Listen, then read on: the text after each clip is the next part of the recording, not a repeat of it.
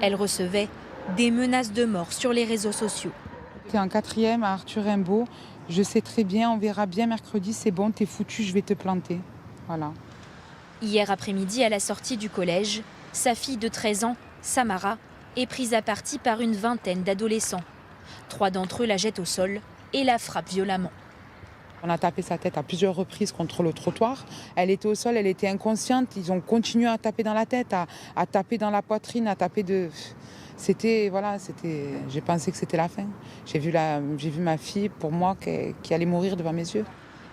Atteinte d'une hémorragie cérébrale, l'adolescente est transportée à l'hôpital de Montpellier et placée en coma artificiel. L'une de ses camarades de classe soupçonnée d'avoir harcelé Samara pendant plusieurs mois a été placée en garde à vue et reconnaît avoir porté des coups d'après le procureur de la République. 2 autres adolescents ont été interpellés. La grand-mère de Samara l'affirme, les membres de l'établissement ne l'ont pas protégée.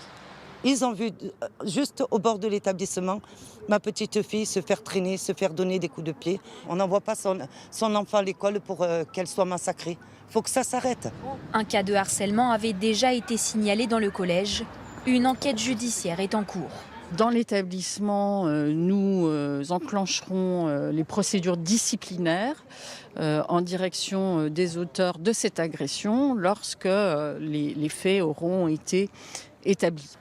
Toujours hospitalisée, Samara s'est réveillée dans l'après-midi. Ses jours ne sont plus en danger.